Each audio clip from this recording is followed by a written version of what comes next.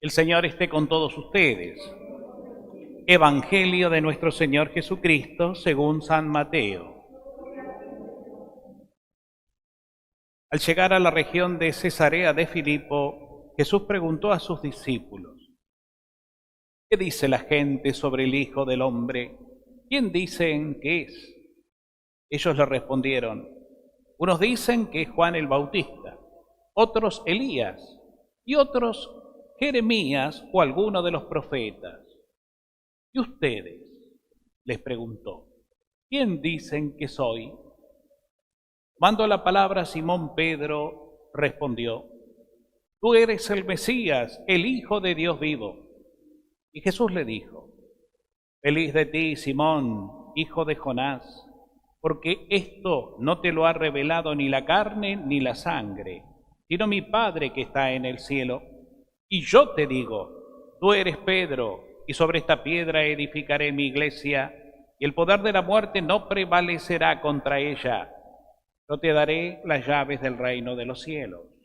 Todo lo que ates en la tierra quedará atado en el cielo, y todo lo que desates en la tierra quedará desatado en el cielo. Entonces ordenó severamente a sus discípulos que no dijeran a nadie que él era el Mesías. Desde aquel día Jesús comenzó a anunciar a sus discípulos que debía ir a Jerusalén y sufrir mucho de parte de los ancianos, de los sumos sacerdotes y de los escribas, que debía ser condenado a muerte y resucitar al tercer día.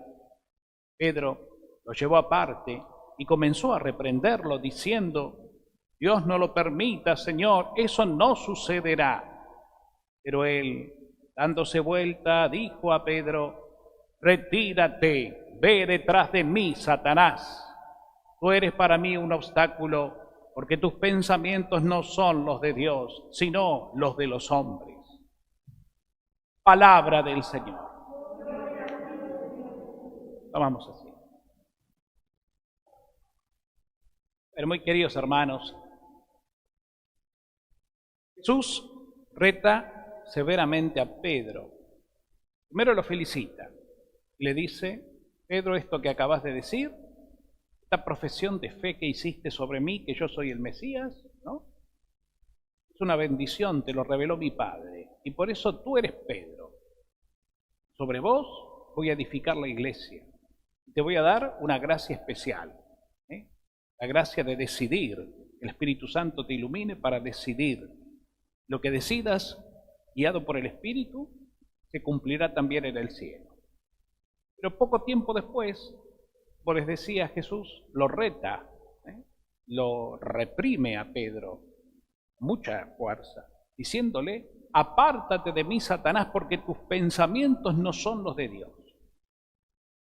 Miren, Pedro, como todos los judíos de la época de Jesús, esperaban a un Mesías poderoso y triunfador, que con ese poder pudiera vencer a los enemigos, que eran, en ese tiempo, el imperio romano, que tenía esclavizado y había tomado, ¿no?, invadido toda la ciudad de Jerusalén y sus alrededores. Entonces los judíos esperaban que viniera un Mesías, como en otro tiempo el Señor envió a sus profetas y reyes que liberaron al pueblo de Israel de la opresión de los malos, de los enemigos, inclusive en los orígenes, cuando los liberó con mano poderosa del poder de los egipcios y los hizo pasar el Mar Rojo para que llegaran al desierto y allí, como pueblo libre, se encaminara hacia la tierra prometida. Entonces estaban esperando en la época de Jesús los judíos que se repitiera la presencia de un Mesías poderoso, con poder político, social y militar. Y resulta que ese Mesías, que es Jesucristo sin duda, lo que les dice a ellos, a sus discípulos más íntimos, que pronto tendrá que subir a Jerusalén, que va a ser despreciado y que inclusive lo van a matar. Por eso Pedro, con esa mentalidad de buen judío, no lo tolera. Le dice: no, Señor, Dios no lo permita, esto no sucederá. Y ahí la reprimenda de Jesús: apártate de mí, porque tus pensamientos no son los de Dios, sino los de los hombres. Es decir, Pedro pensaba como todos los hombres judíos de la época. En el fondo lo que dijo Pedro era algo natural, algo humanamente natural, si quieren. Él no podía entender todavía lo que significaba que Jesús, un Mesías distinto, fuera a morir. En él tenían puesta mucha esperanza los judíos, los discípulos más todavía. De hecho, pensaban que iba a llegar a ser el rey de Israel, el rey como lo había sido Herodes, y ellos querían ocupar cargos importantes alrededor del rey en el reino, ¿no? Con poder, etcétera. Resulta que Jesús viene a hablar de otra cosa, viene a instaurar otro reino, un reino que es de Dios directamente, que no pasa por lo político, ni por lo social, ni siquiera por lo militar, al contrario, pasa por lo divino, pasa por el Espíritu. Por eso Jesús va a dar plenitud a todo, pero desde el Espíritu Santo, cosa que los judíos no pueden entender, ni siquiera sus propios discípulos, ¿no? ¿Dónde está la clave, podríamos decir, para poder realmente entender? Para que a nosotros hoy día no nos pase lo que le pasó a Pedro y a los judíos de esa época, sino que nosotros realmente podamos reconocerlo. Piensen que el Evangelio comienza con una pregunta. ¿Y cuál es la pregunta? Jesús le pregunta a todos, ¿qué dice la gente de mí? Y ellos opinan lo que escucharon. Que sos un profeta del Antiguo Testamento que resucitó, que sos Juan el Bautista que resucitó, etcétera, etcétera. Y Jesús les dice, bueno, está bien, pero para ustedes que están conmigo, ¿quién soy yo? Y ahí Pedro, que hace la profesión de fe. Para poder hacer una profesión de fe, es decir, para poder entonces adherirnos a Cristo y vivir el Espíritu de Cristo que ya está en nosotros, para poder llegar nosotros a plenitud como cristianos, con los dones y gracias que el Señor nos confió para seguir instaurando en nuestros tiempos el reino del amor, el reino del Padre, es necesario que tengamos una experiencia de fe, que partamos desde la fe. A Dios lo vamos a conocer más y más, no desde lo humano o terrenal, sino más bien desde lo espiritual, desde la oración, desde el encuentro. Es un misterio. Por eso, en general, las cosas de Dios no son atractivas. Las cosas espirituales, la vida espiritual profunda y verdadera, que crece cuando uno realmente entra en ella, no es atractivo hoy día. Nunca lo fue, pero en estos tiempos menos.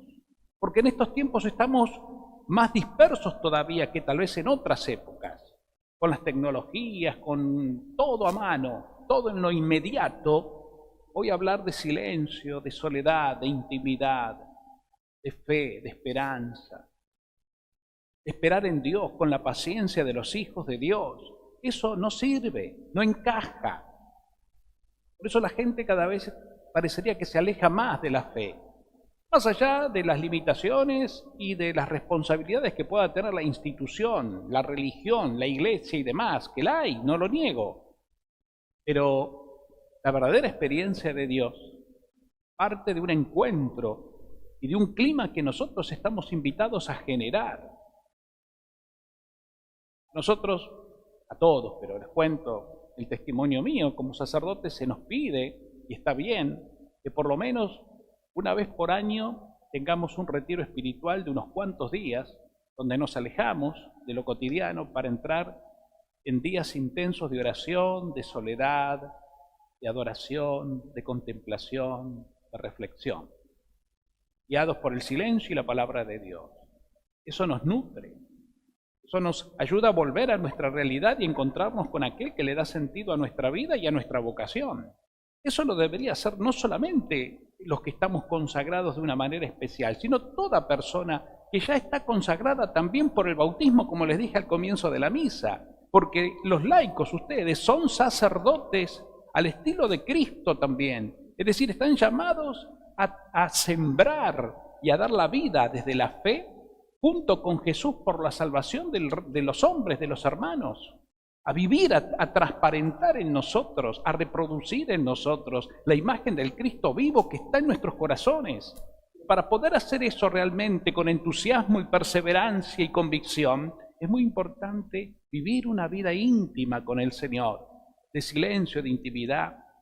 Hoy día, y gracias a Dios, ya desde hace mucho tiempo también, uno conoce a muchos laicos que en distintos movimientos de la Iglesia dedican parte de su tiempo y sobre todo también en el año, tiempo para hacerse un retiro espiritual. Yo he compartido retiros con laicos, mujeres, hombres, padres de familia, profesionales, jóvenes también inclusive, que saben cortar en el año un poco la vida cotidiana, se lo permiten y tienen la posibilidad de hacerlo, y dedicar tal vez hasta parte de sus vacaciones, no para veranear o pasear, sino para estar a solas con el Señor. Una semana entera, 10 días a veces, y uno los ve, porque con ellos se compartir, y qué lindo es ver cómo hay una conciencia clara de la necesidad de estar a solas con Dios por un tiempo prolongado. Esto mismo que en otras partes del Evangelio, el mismo Jesús les decía a los apóstoles: muchachos, vamos a un lugar a solas, a estar tranquilos en oración. Como se lo dijo a Marta, ¿se acuerdan? Que criticaba a su hermana María porque estaba sentada a los pies de Jesús escuchando su palabra en silencio. Marta se enoja, decile que me ayude, y Jesús le responde: Marta, Marta, te preocupas por tantas cosas, pero solo una es necesaria. María eligió la mejor parte que no le será quitada: estar escuchándome, estar contemplándome, estar unida a mí en este espacio de amigos, en intimidad. Importante, hermanos queridos, es intimar con Dios. Nunca nos vamos a cansar de repetirlo, de exhortarlo, de aconsejarlo. Date tiempo en tu vida para estar a solas con Dios. No le tengas miedo al silencio, a la soledad, porque sólo así podemos entenderlo, porque Él se nos revela. Nosotros no tenemos humanamente la capacidad de encontrar a Dios. No tenemos la capacidad de reconocer, de percibir a Dios, de experimentar su amor. Nosotros no podemos solos, pero cuando nosotros sí le decimos al Señor: acá estoy, revelate en mí, Señor, y te dedico mi vida, mi cuerpo, mi mente, mi tiempo para estar con vos, ahí Dios, que acepta nuestro sí, empieza a revelar desde adentro, porque Él ya está en nosotros. No hay que buscarlo afuera a Jesús, ni a Dios ni al Espíritu. Están adentro, porque estamos consagrados desde el bautismo con la presencia de Dios. Somos templos de Dios, aunque nos cueste creerlo.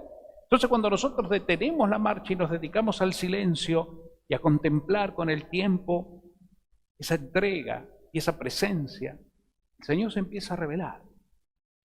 Nos sorprende, porque Él va ganando todas nuestras zonas oscuras de la vida, todas nuestras zonas heridas del interior, de nuestra conciencia, de nuestra historia, y se va apoderando de nuestro ser, llenándonos de su amor, de su luz, de la vida divina. Y ahí es donde empezamos, sí, por gracia de Dios, a poder entrar en la lógica de Dios, y no en la lógica del mundo, en la que ya estamos enganchados, de hecho, porque nuestra mente ya está recontra enganchada al mundo, al horario, a los problemas, a las responsabilidades, a las circunstancias, a las realidades generales de la vida cotidiana. Y está bien, porque tenemos que estar en el mundo respondiendo al mundo, pero no somos del mundo, estamos de paso. Entonces, volver a nosotros mismos, a nuestro eje, eso es muy saludable, porque vivimos, así como estamos tan tironeados, vivimos desequilibrados. El desequilibrio nos genera esa tristeza, esas ansiedades, esas angustias, esos miedos.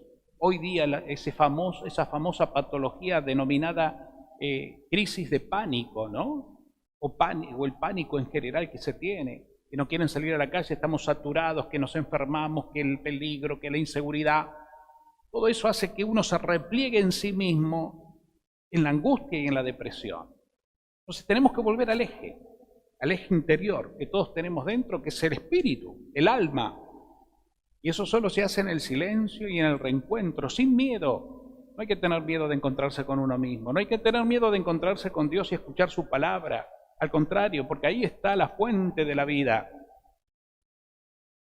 La única forma de poder decir, como dijo Pedro: Señor, pero con verdad, no como una idea. Pedro lo decía como una idea.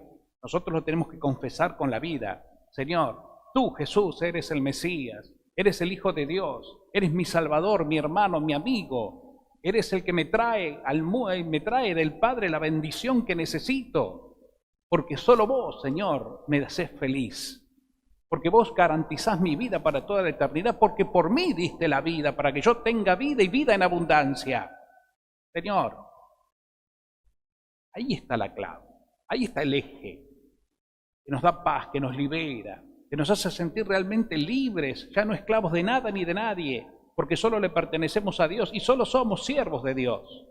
Y servir a Dios es lo más hermoso que hay porque es amor puro. El servicio de Dios se hace en el amor, no en la ley, no en el deber ser, no en el sacrificio por el sacrificio mismo, no, sino en el amor. Cuando uno experimenta el amor verdadero que viene de lo alto, uno es capaz de hacer cualquier sacrificio con alegría, porque hay otra fuerza la que nos impulsa, ¿no? De eso se trata. Hoy el Señor entonces nos pregunta como a los discípulos, ¿quién soy yo para ustedes? ¿Quién soy yo para ustedes? Hoy día y siempre, si nosotros escuchamos opiniones sobre la fe, sobre la religión y sobre todo sobre Dios y Jesucristo, y van a encontrar un montón de opiniones como la encontraron los discípulos en su época. Sí, un gran líder espiritual era Jesús. Sí, un hombre con mucha autoridad. Sí, realmente un hombre bueno que daba amor y que estaba a favor de los más necesitados. Un comunista, han dicho también que era Jesús, ¿no? Un socialista, en clave política y qué sé yo. Y Jesús no es nada de eso, nada de eso. Jesús es el Hijo de Dios que se hizo hombre para mostrarnos a los hombres el camino del amor, de la salvación y la verdad, que no pasa por ningún estamento político, filosófico, sociológico y demás. No, solo por el amor. Ese es Jesús. El que entendió que en los más necesitados, pobres y enfermos y excluidos, ahí había que ir a encontrarles para devolverles la dignidad que el mundo no les daba. Y que Dios ama a todos. Es una realidad tan profunda y tan superadora que no todo el mundo lo entiende. Por eso, queridos hermanos, pidámosle al Espíritu Santo en esta misa en que estamos rezando, por un lado por las vocaciones sacerdotales, porque necesitamos sacerdotes y pastores que nos guíen, nos prediquen y nos alimenten con las cosas de Dios. Pero también necesitamos laicos, que son los bautizados, todos, tomando conciencia de nuestra vocación, de nuestra identidad de hijos, hijas de Dios, salgamos al mundo también a defender la verdad de la fe y también a proclamarla, a contagiarla, pero desde la base, Jesús. Termino con aquella otra parte del Evangelio que hoy no la leímos, pero que también es muy conocida y que habla de esto que les digo. En una ocasión Jesús les dijo a sus discípulos, miren, está el hombre necio y está el hombre sensato. El hombre necio es aquel que edifica su casa sobre arena, hablando de la época de Jesús, donde había mucho desierto. El que edifica su casa sobre arena, por más hermosa que fuera desde arriba en la apariencia, edifica una casa inestable porque la arena no tiene profundidad, no tiene estabilidad. En cambio, el hombre sensato es el que la edifica sobre roca. En la época de Jesús y en aquellos terrenos, cuando se edificaban las casas, se buscaban realmente terrenos pedregosos, o sea, firmes, no arenosos. Y sobre esas piedras naturales se edificaban las casas y ahí vivían. Entonces, cuando uno edifica, dice Jesús, la casa sobre arena, cuando vienen los primeros vientos y los primeros vendavales y qué sé yo, la casa se mueve y se derrumba porque no tiene profundidad, no tiene cimientos. En cambio, el que la construyó sobre roca firme, la casa aguanta y permanece en pie. Un poco es eso. Entonces él va a decir después, yo soy la roca firme, edifiquen su vida es sobre mí, edifiquen su vida sobre mí, vengan a mí, yo soy el camino, yo soy la verdad, yo soy la vida, el que permanece en mí, ese tiene vida eterna. Y nos va a decir, como lo viene diciendo en los evangelios del domingo y cada vez más, escuchemos la misa el domingo, yo soy el pan vivo bajado del cielo, quien come mi carne y bebe mi sangre, ese tiene vida eterna. Cosa que también escandalizó a los judíos, porque que alguien le diga que si querés tener vida me tenés que comer y tenés que tomar mi sangre era una locura. Pero Jesús se refiere, como sabemos nosotros muy bien, a otra cosa. Se refiere a la vida divina que se nos da, especialmente en la Eucaristía, cuando nos acercamos a comulgar el pan consagrado y a beber el vino bendecido. Pero también cuando rezamos, cuando meditamos la palabra, cuando nos alimentamos como ahora con la palabra de Dios que nos da luz, que ilumina nuestros pasos. En fin, eso es alimentarnos de Dios, porque Jesús se nos dio para eso, para que nuestra alma, nuestra vida esté no padeciendo la anemia que da el mundo, porque nos consume y nos saca valores, nos saca vida, sino para que estemos nutridos de las cosas de Dios. Son las que no pasarán, las que nos llenan de vida eterna, y que ya desde ahora, aunque estamos todavía en este mundo imperfecto y padeciendo nuestra propia imperfección, sin embargo desde ahora podemos disfrutar, podemos descubrir, podemos vivir plenamente. El Señor nos ama, porque somos sus hijos, porque Él nos creó, porque nos quiere felices. Dios no castiga, no condena, no persigue, no pasa factura. Eso no es así. Dios es amor, misericordia, y nos comprende y entiende de nuestra fragilidad y de nuestros dolores, luchas y cansancios. Vino para eso en Jesucristo, para aliviarnos, para acompañarnos, para rescatarnos de la fatiga, darnos la paz. Queridos hermanos, demos gracias al Señor y creamos en Él. Es lo único que nos pide Dios, porque lo único que podemos darle nosotros a Él es fe, nuestro sí. Señor, podré no entender muchas cosas, Señor, podré no entrar muchas veces en la lógica de tu mensaje porque me supera, pero más allá de todo esto, yo creo en ti, Señor. Yo te doy mi vida, mi corazón y todo lo que amo, todo lo que me diste, mi familia, mis hijos, mis proyectos, mis sueños, mi trabajo y también mi fragilidad, Señor, mi indignidad, mi pecado. Todo te lo doy, Señor, porque yo solo no puedo. Yo confío, que se haga en mí tu voluntad. Eso es lo que Dios espera de nosotros, nada más. Cuando se lo decimos, se lo entregamos de corazón, el Señor ahí empieza a hacer el gran milagro en nuestra vida, de una vida nueva, de una vida en paz, de una vida en la alegría, de una vida en el consuelo, una vida que tiene sentido. Pidámosle a la Virgen, a nuestra mamá del cielo, como siempre, que ella con su compañía e intercesión nos ayude a poder dar este paso de fe, de esperanza y de amor. Que así sea.